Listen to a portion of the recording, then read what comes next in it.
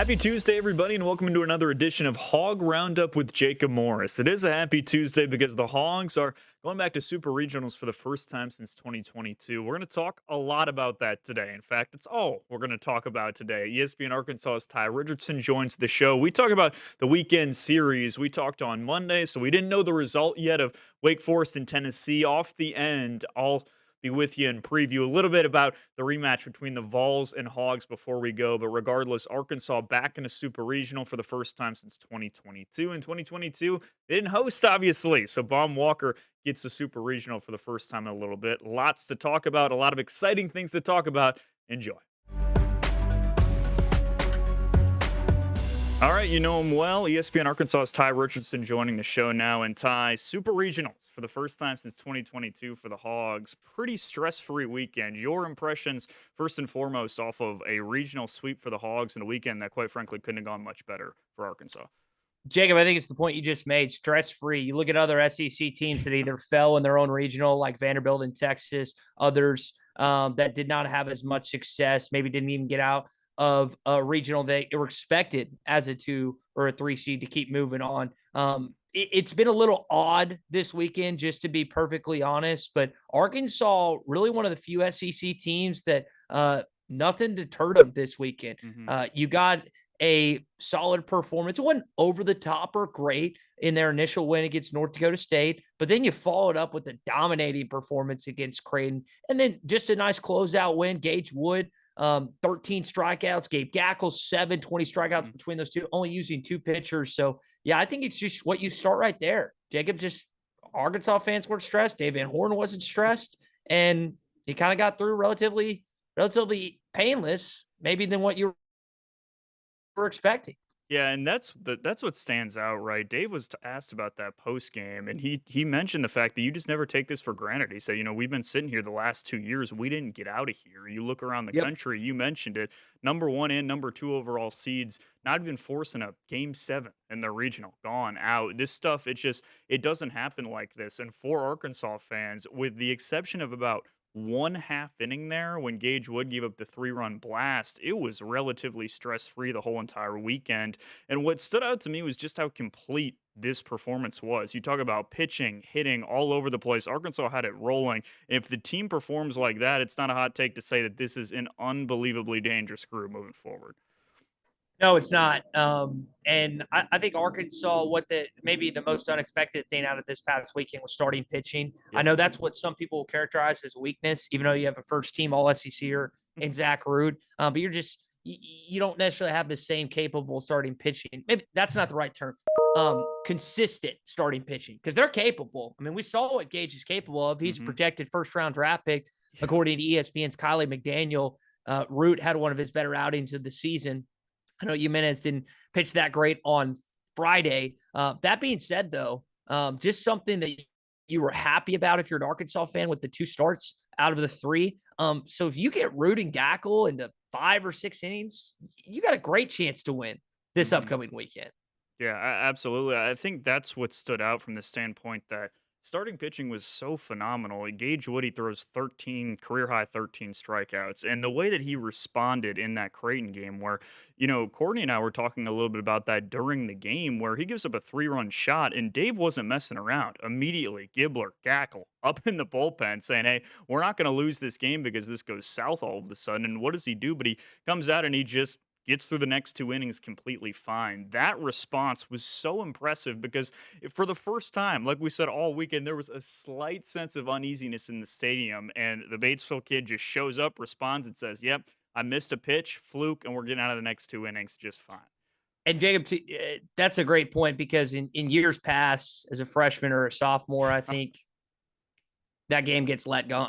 He lets it go, and it's not a good outing the rest of the way for Gage Wood, and Arkansas has to quickly pull someone out of the pen.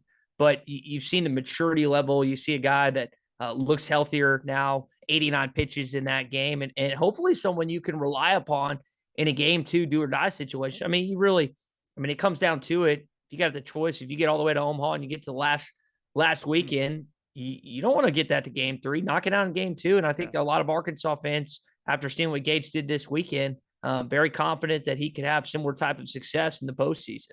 Let's keep working backwards, starting pitching wise here. You mentioned a little bit what Root did against Creighton as well, and it's such a curious case with Zach, where you kind of you've seen the highest of the highs. You think back to that 8 inning, scoreless outing versus Texas, where he was Hmm. striking out everybody and just looked like one of the best pitchers in the entire country. We've seen him get hit around at times as well. Oftentimes, it seems like you can just see it in the first couple innings with Zach, but he showed up and he just shut down Creighton in a way that was so impressive. And when you look back coming into that game, it was really about Arkansas trying to find a way to win with him on the mound. He was giving up, I think it was less than 3 earned runs over his last 6 starts. And yet Arkansas had lost 5 of the last 6 starts that he'd been on the mound for. But you talk about setting the tone. The Arkansas offense gave him an early lead, and then with the way he was pitching, Creighton's manager talked post game. He just said, when you have a guy like that and that much talent, when he's pitching like that, it frees up the offense because they know on the other side of the ball, the guy's going to be taking care of him pretty well. Yeah, a couple things there. Just getting the run support early, I know, is a big deal for Arkansas in that game too, and for Root to kind of relax. You Yeah. always, as a starting pitcher, whether you're the ace or not, you're just happy when your team gives you some run support. Second, how about Ed Service this weekend? I know there was an embrace between him and DBH. They've known each other a long time in the coaching business, but that was genuine. That was real. That wasn't for the cameras. So a cool send off moment. I know Mhm. that's not the way that Service was to wanting to go out. He would obviously love to keep advancing to the super regional like Arkansas this weekend, but definitely something cool there. And to your point about Roots, his outings they haven't always been bad. You just haven't gotten some run support. It is nice to see the bats wake up a little bit in games 2 and 3. Yeah. You think of the amount of home runs between those games, and then you think about on Sunday night, 8 of the 9 starters got hits, and Iredale walked.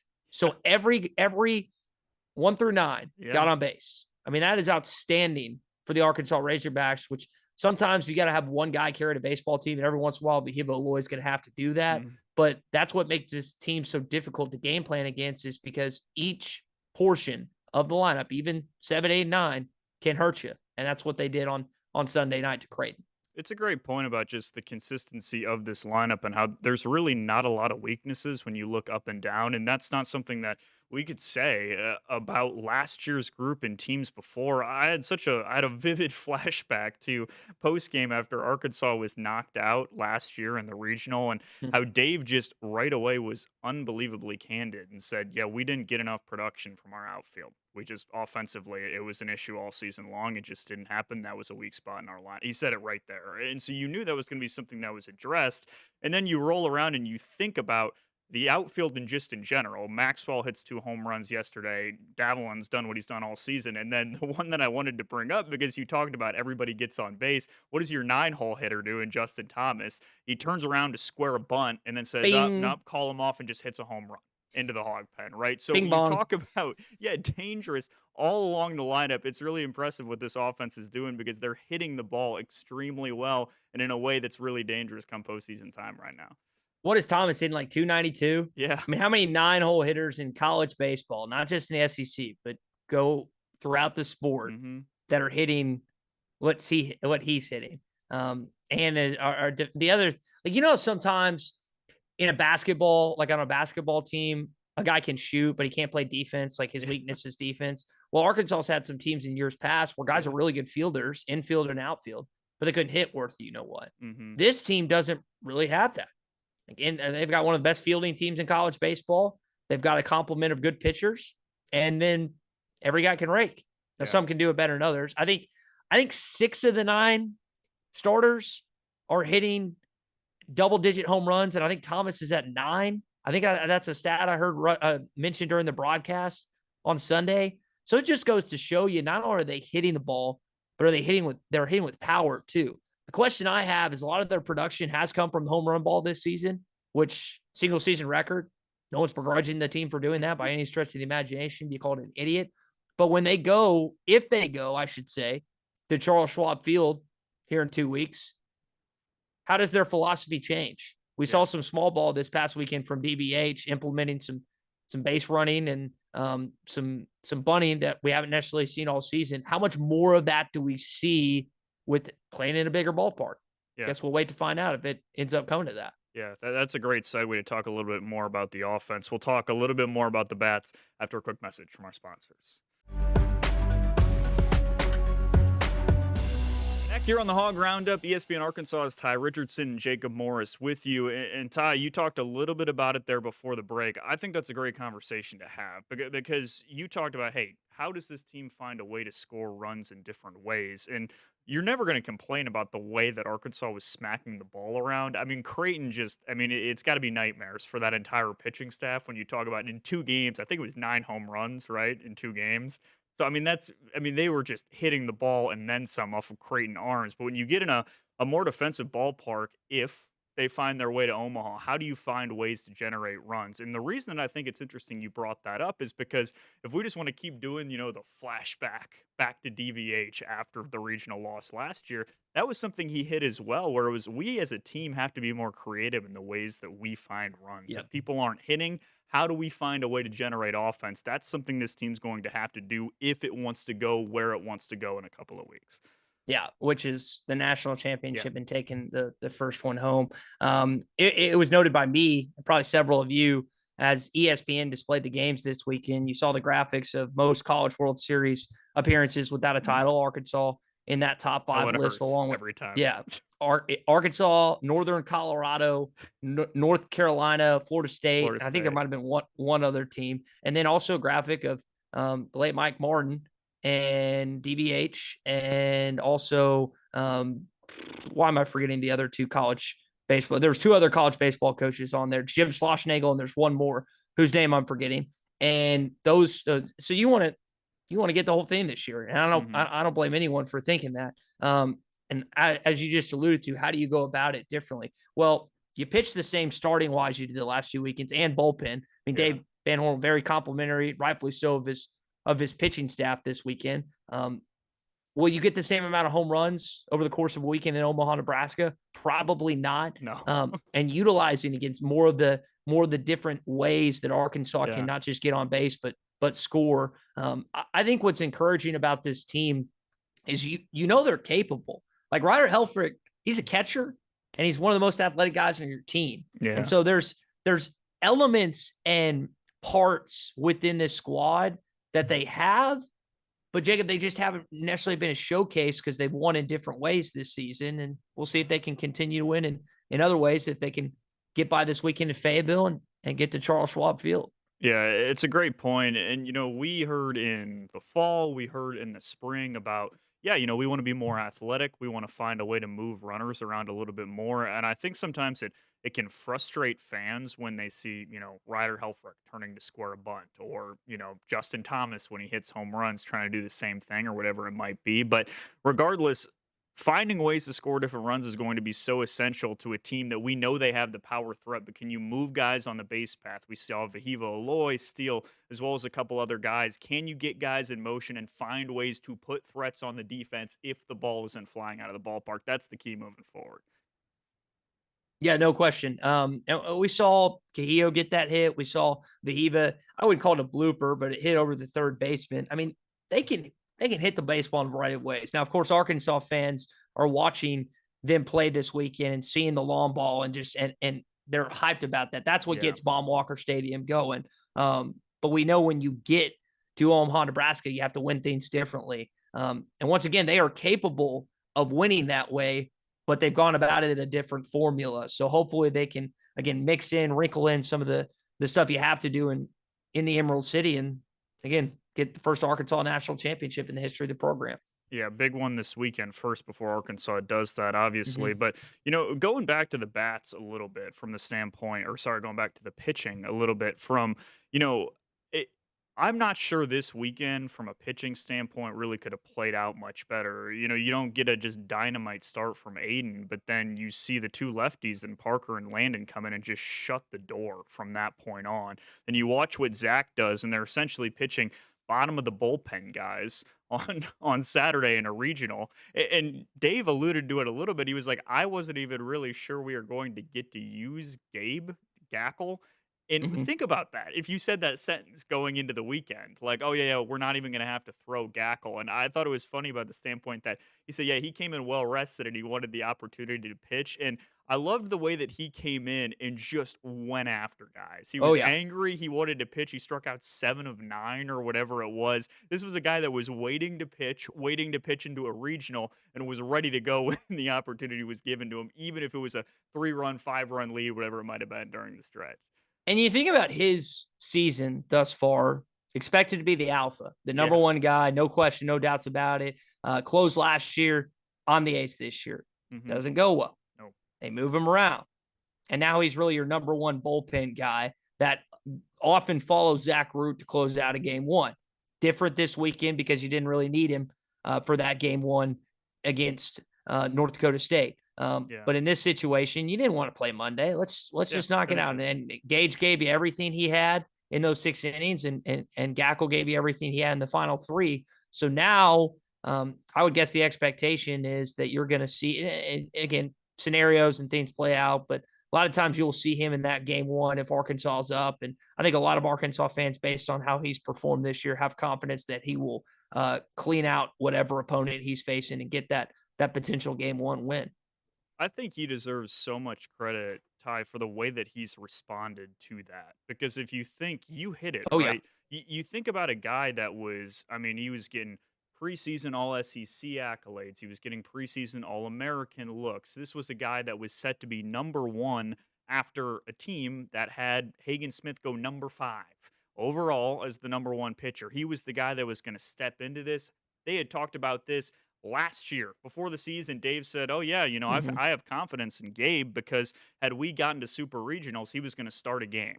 So Yep. the plan was for him to start a super regional last year. All the expectations in the world, it doesn't go right, and all of a sudden you get pulled not only out of the one spot but into the bullpen. And instead of moping his head, hanging his head, whatever it might be, he turns around and he's just been nails. It has been unbelievably impressive the way he's responded to that role shift. Two things. So I remember Phil and Bubba talking about that role at the end of last season, that expectation. So, like you alluded to, this was something that was almost a preconceived Yeah. notion at the end of Yeah. 2024, not the beginning of 25, the end of the 24 season. Second thing, Dave Van Horn often mentioned this season that his accolades for what he did out of the bullpen. Mhm. Some guys are better off the bench, per se. Yeah. I think about basketball players, some guys that, for whatever reason, thrived as Mhm. 6 men in college or the NBA, and they didn't want to start. It didn't matter. It wasn't. Sometimes it's just a feel. Like that's what it is. And for Gackle, for whatever reason, at least in 2 years of Arkansas, he's shown that he's better out of the bullpen. Which, Yeah. if he keeps pitching like he does, Jacob, that's absolutely fine. I think the one thing you probably have at least thoughts on, pitching wise, is if the game gets to a third game this weekend, what are you going to do? Yeah. It's going to be Root game one on a day's less rest, Wood game two on a day's less rest. It's one day. It's not 2 days. It's not 3 days. It's one day. They're off. They're off their cycle by one day. What are you going to do in game number three? That's a question. I don't. And maybe Dave Van Horn or Matt Hobbs are locked in on their answer right now, but to me, they're still mulling over it's based on a number of different Mhm. scenarios and everything. But that's what I'm curious about. Yeah, I think that's a great point, and you mentioned scenarios specifically there. I think it gets doubly as interesting if Landon throws game one or whatever it might be. You bring Landon out of the pen Mhm. again. Do you feel the need to do that? And then do you continue to roll with the same Wood Gackle pairing that's worked so well? And then all of a sudden you're sitting there. Does Aiden come back out? Forget what does that? Hopefully you don't get to Yeah. game three. It depends on what you think you can get, and obviously the way that those games go. But regardless, really, really interesting stuff coming up. We'll preview the Super Regionals for the Hogs coming up after another quick break. All right, back here on the Hog Roundup alone. Closing up shop. You can go ahead and boo Ty for not being able to talk on Tuesday. But Tennessee and Arkansas in a rematch for the Super Regionals. And just to start, before we preview anything, I want to play you Tony Vitello's initial reaction after the win over Wake Forest when asked about facing Arkansas again. And your initial thoughts on going back to Arkansas? Um, I guess they Did they win? Yes, they Okay. won last night. So I mean, I did not that I didn't expect them to. I mean, I've talked to those guys before all this started, but I didn't know it was complete. When you're in the backyard, at least the neighborhood I grew up in, it was still kind of the everybody meets out on the street and you play a bunch of games. And whenever I lost, maybe my dad did it to me. I was kind of a little punk, but I always wanted to let's run it back, let's redo it. So at the very least, my first reaction is we want to be playing this time of year, as does anybody that's left. I don't know if any other games are still going on. I haven't followed much of that stuff, but it's a blessing to be playing. And this team has been confident going on the road, but at the very least, they get a chance to redo the thing. All right, you hear it from Coach Vitello there. I think me, you, everybody you know in your life knows that Coach Vitello knew that Arkansas won that game on Sunday, but that's neither here nor there. We get a rematch between the Vols and the Razorbacks, and I'm going to give you a couple keys for the Hogs this weekend, neither of which are going to be any type of hot take, and it's really going to come down to hitting and pitching. Shocker, right? For Arkansas, Ty and I talked a little bit about it. Hitters, it has to be a measured approach. It's great that Arkansas hit the ball out of the park this weekend, 9 homers in the 2 wins against Creighton. But for the Hogs, when you're going up against a Tennessee team that leads the nation in strikeouts per game, that's the type of approach that could potentially get you in trouble with a staff that has a guy like Liam Doyle, as well as a whole other laundry list of quality arms. When you look at the matchups between Arkansas and Tennessee, the game that they lost in game one, it was that sort of issue where Arkansas found a way to score runs, but left 14 guys on base in that loss. If you swing for the fences, if you rely strictly on the long ball, that's going to be an issue. Arkansas has to find a way to score runs in different ways. If you get home runs on top of that, that's great. As we know, the good news is Arkansas didn't struggle with Liam Doyle. They tagged him for 8 runs. He started game two because of a rest situation. It's going to be interesting the way that he responds. He's going to be a guy that's looking for revenge. It's going to be a team that's looking for revenge as a whole. And then for Arkansas, Ty and I talked about it. Starting pitching was just so impressive. And I think there's two things to think about here. First of all, what order does DVH go in? He started Aiden Jimenez in that final series against the Volunteers. Does he choose to do that again? What order does he go? Regardless, Zach Root didn't have his best performance when he faced the Vols. There's no sugarcoating it. He didn't make it through 4 innings. He gave up 7 hits, 4 runs, only 3 2/3. And so we've seen the highs of Zach Root. Think Creighton, think Texas. If that type of Zach Root shows up, it frees up the offense in ways that just it allows everybody to play freer baseball. You're going to need a same performance from Gage Wood. And, I'm a big superstitious believer that it's hard to beat the same team twice. I think it's going to be an all hands on deck approach for the Hogs. But regardless, it should be a heck of an atmosphere at Baum-Walker Stadium. I'm excited. I know the fan base is excited. We'll see what happens. Arkansas and Tennessee. Coach Vitale and Dave Van Horn, the spot in Omaha on the line. Should be a lot of fun. But that's going to do it for this week's edition of the Hog Roundup with Jacob Morris. Ty and I will be back next week to chat about hopefully a win and an Omaha appearance for the Razorbacks. Much more to come next week.